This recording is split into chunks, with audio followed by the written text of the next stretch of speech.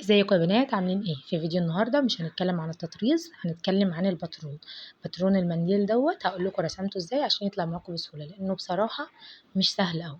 فتعالوا نعرف هنعمله ازاي. في البدايه خالص هنحتاج ليه ورقه كراسه عاديه، اي ورقه.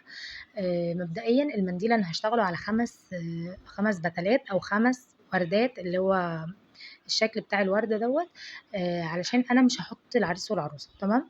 فانا هاخد الورقة بتاعتي وهاخد المسافة او المساحة اللي انا عايزاها اعمل بيها عرض الورقة نفسها.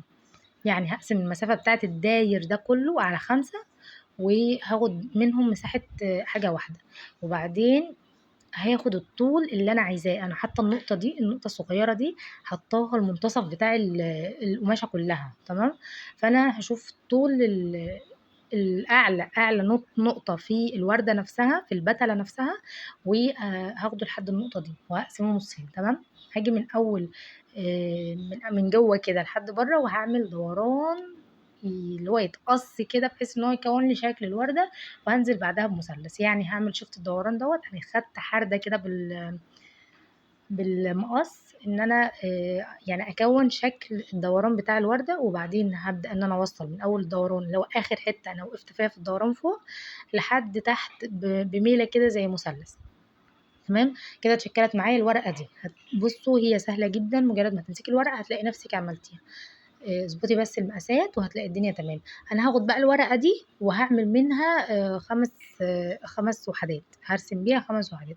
انا مش برسم الراس اللي هو لجوه بس، هي بتفيدني في ان انا لما بحطها على النقطة بتظبط معايا اللي هي الفراغ التاني، تمام. بتظبط معايا الشكل.